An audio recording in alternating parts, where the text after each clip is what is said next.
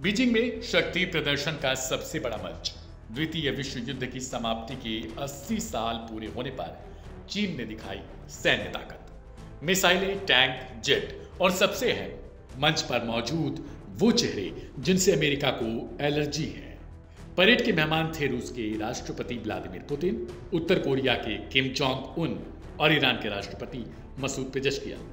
तीनों अमेरिका के कट्टर विरोधी। लेकिन सबसे बड़ा सवाल यह रहा, जब सब आए तो भारत के प्रधानमंत्री नरेंद्र मोदी क्यों नहीं आए, जबकि वो 2 दिन पहले एससीओ समिट के लिए चीन में ही थे। एससीओ सम्मेलन में मोदी और जिनपिंग की हल्की मुस्कानें कैमरों में कैद हुई। लेकिन क्या इसके 2 दिन बाद सैन्य परेड से दूरी बनाना सिर्फ बॉर्डर टेंशन की वजह से था, या फिर कहानी में कुछ और भी है? सूत्रों के मुताबिक मोदी के इस फैसले के पीछे जापान के साथ भारत की रणनीतिक साझेदारी एक अहम वजह हो सकती है।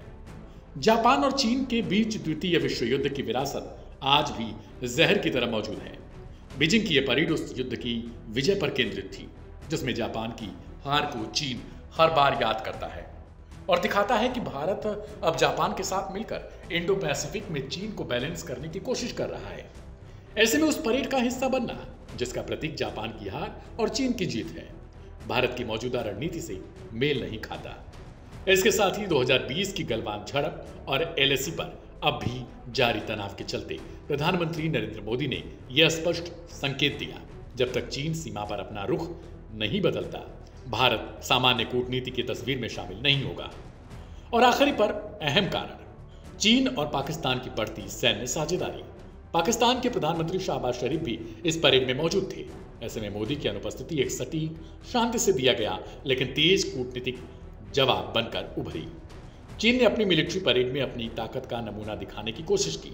खुली छत वाली रेड फ्लैग लिमोजीन में राष्ट्रपति शी जिनपिंग माओ स्टाइल सूट पहने और उनके सामने ताकतवर सेना और आधुनिक हथियारों की परेड। जिनपिंग का संदेश साफ, चीन किसी की धमकी से नहीं डरेगा और हमेशा आगे बढ़ते रहेगा। परेड में जो दिखा वह दुनिया के लिए चेतावनी थी। नई मिसाइलें, हाइपरसोनिक हथियार और उन हथियारों का प्रदर्शन जिनकी मारक क्षमता अमेरिका तक कही गई। DF-5C का नया वर्जन, परमाणु क्षमता से lace intercontinental ballistic missile, GL-3 पनडुब्बी से छोड़ी जाने वाली बैलिस्टिक मिसाइल और YJ-21 hypersonic anti ship missile, जो सीधे अमेरिकी नौसेना को जवाब देने जैसा था। इस बीच हर मीडिया की सुर्खियों में सिर्फ एक नाम छपा रहा, भारतीय प्रधानमंत्री नरेंद्र मोदी। आखिर वजह क्या थी, जब अमेरिका से पहले से ही एक तरीके से मुश्किल संबंध चल रहा हो? उस बीच प्रधानमंत्री मोदी चीन पहुंचते हैं, लेकिन एससीओ समिट के ठीक बाद, जब चीन में मिलिट्री परेड का आयोजन होता है, उससे पहले ही वो देश लौट आते हैं। ऐसे में तो भले ही ये परेड हथियारों की थी, लेकिन मोदी ने अपना संदेश बिना हथियार उठाए दे दिया। कहते हैं कूटनीति में कभी कभी दूरी सबसे बड़ा जवाब बन जाती है।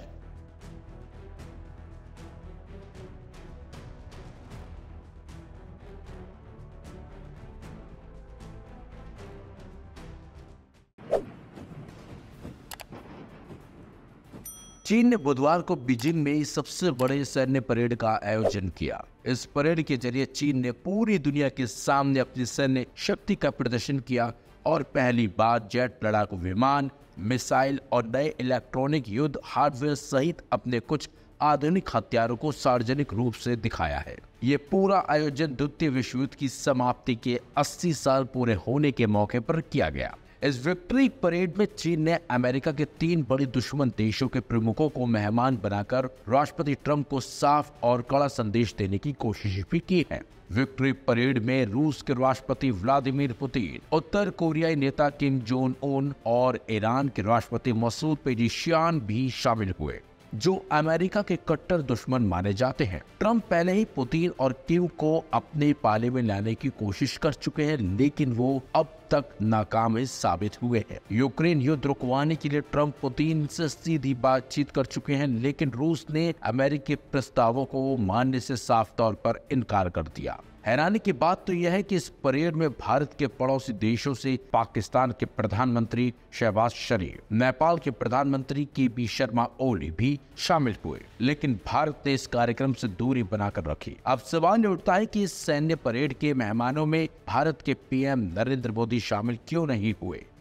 तो पीएम मोदी के इस फैसले के पीछे बॉर्डर पर तनाव, और पाकिस्तान के अलावा जापान से रिश्ते भी वजह है। इस परेड से पीएम मोदी की अनुपस्थिति ने ध्यान खींचा है, क्योंकि 2 दिन पहले 1 सितंबर को SCO समिट के लिए चीन में ही वो वहां मौजूद थे। ऐसे में सवाल उठता है कि मोदी परेड तक चीन में क्यों नहीं रुके, जबकि 2 दिन पहले SCO में जिनपिंग के साथ मोदी की मुलाकात को दोनों देशों के बीच बढ़ती दोस्ती और बेहतर होते संबंधों के संकेत के तौर पर देखा जा रहा था। CNN की रिपोर्ट के मुताबिक चीन की भव्य सैन्य परेड में समारोह में शामिल न होने का मोदी का फैसला एक सोचा समझा कूटनीतिक कदम है। इस परेड में शामिल होने का मतलब चीन की पीपुल्स लिबरेशन आर्मी का मौन समर्थन है। PLA से ही 2020 में गलवान घाटी में घातक झड़प भारतीय सैनिकों की हुई थी। इसमें 20 भारतीय सैनिकों की जान चली गई थी। गलवान की झड़प और तनाव के अलावा पाकिस्तान को चीन का समर्थन भी एक वजह है। पाकिस्तान को चीन से लगातार सैन्य समर्थन मिल रहा है। खास तौर से ऑपरेशन सिंदूर के दौरान पाकिस्तान को चीन के समर्थन ने भारत को नाराज किया है। और तो चीन की सैन्य परेड से दूर रहकर मोदी ने एक संदेश ये भी दिया है कि सामान्य संबंधों की वापसी तब तक संभव नहीं है जब तक चीन सीमा पर अपना रवैया नहीं बदलता है। साथ ही साथ भारत के मुख्य प्रतिद्वंदी पाकिस्तान को चीन से मिल रहे समर्थन पर भी उन्होंने संदेश दिया है कि इस्लामाबाद को बचाना बंद कर दे चीन। यानी कि पीएम मोदी ने पूरी रणनीति के साथ ही इस परेड से दूरी बनाई और चीन को भी कहीं न कहीं आईना दिखाया है।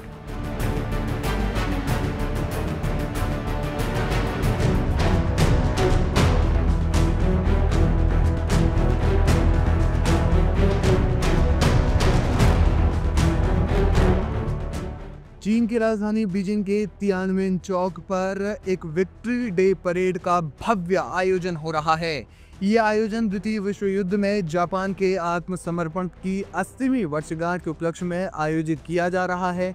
भव्य सैन्य परेड का इसमें आयोजन होगा। इस विजय दिवस परेड या विक्ट्री डे परेड का उद्देश्य चीनी जनता के जापानी आक्रमण के खिलाफ युद्ध और विश्वभाषीवाद विरोधी युद्ध में जीत का उत्सव मनाना है। ये परेड न केवल चीन की सैन्य शक्ति का प्रदर्शन है, बल्कि वैश्विक मंच पर उसकी बढ़ती कूटनीतिक ताकत और प्रभाव का भी प्रतीक मानी जा रही है। खास बात यह है कि इस परेड में तमाम देशों के राष्ट्राध्यक्ष शामिल हो रहे हैं। चीन ने पिछली बार विजय दिवस सैन्य परेड का आयोजन 10 साल पहले किया था और ये पहली बार था जब चीन ने युद्ध की समाप्ति के उपलक्ष्य में एक भव्य सैन्य परेड का आयोजन किया था। अब 10 साल के बाद एक बार फिर से ये परेड हो रही है। कौन कौन से देश हो रहे हैं शामिल? इस परेड में चीन का सबसे बड़ा स्ट्रेटेजिक पार्टनर रूस शामिल हो रहा है। रूस के राष्ट्रपति व्लादिमीर पुतिन बतौर मेहमान इस परेड में शामिल होंगे। इसके अलावा उत्तर कोरिया के supreme leader Kim Jong Un भी इस विशाल विक्ट्री परेड को देखेंगे। किम इस परेड के लिए अपनी खास और चर्चित ट्रेन से आए हैं। ये ट्रेन, जिसे अक्सर चलता फिरता किला कहा जाता है, किम परिवार की पारंपरिक रेल कूटनीति का प्रतीक है और उनकी सुरक्षा और आराम के लिए डिजाइन किया गया है। इसके अलावा ईरान के राष्ट्रपति मसूद पेज़ेश्कियान इस परेड में शामिल होने के लिए चीन पहुंचे हैं। पाकिस्तान के प्रधानमंत्री शहबाज शरीफ और सेना प्रमुख आसिम मुनीर भी इस विक्ट्री डे परेड का हिस्सा होंगे। इसके अलावा म्यांमार के जुंटा प्रमुख मिन आंग लाइंग और स्लोवाकिया के प्रधानमंत्री रॉबर्ट फीको, सर्बिया के राष्ट्रपति अलेक्जेंडर वुचिक, बेलारूस के राष्ट्रपति अलेक्जेंडर लुकाशेंको भी शामिल हुए हैं। वहीं उज्बेकिस्तान और कजाकिस्तान के राष्ट्राध्यक्ष भी इस परेड में मेहमान हैं। ये परेड चीनी सैन्य शक्ति का प्रदर्शन है, जिसमें ड्रोन, हाइपरसोनिक मिसाइल, लड़ाकू विमान जैसे उन्नत सैन्य उपकरणों का एक कोरियोग्राफ्ड प्रदर्शन शामिल होगा। चीनी सैन्य अधिकारियों के अनुसार इस परेड में सैकड़ों पीपुल्स लिबरेशन आर्मी यानी PLA के विमान प्रदर्शित किए जाएंगे। द्वितीय विश्व युद्ध में शाही जापान की हार के 80 वर्ष पूरे होने के उपलक्ष्य में आयोजित इस परेड में 80 बिगुल वादक मौजूद रहेंगे। 1000 से ज्यादा संगीतकार 14 पंक्तियों में बैठेंगे, जो 1931 की मंचूरिया पर जापान के आक्रमण के बाद से चीन के प्रतिरोध के प्रत्येक वर्ष का प्रतिनिधित्व करेंगे। तियानमेन चौक में दर्शक हरे, लाल और सुनहरे रंग की कुर्सियों में बैठेंगे, जो कि उपजाऊ भूमि, लोगों के बलिदान और शांति का प्रतीक है। जानकार मानते हैं कि हाल ही में अमेरिका और पश्चिमी देशों से तनाव के चलते ये चीन का शक्ति प्रदर्शन करने का एक तरीका है। विश्लेषकों का मानना है कि आयोजन बीजिंग की उस नीति को दर्शाता है जिसमें वो ताइवान को अपने क्षेत्र का हिस्सा मानता है और सैन्य बल के उपयोग को नकारता नहीं है।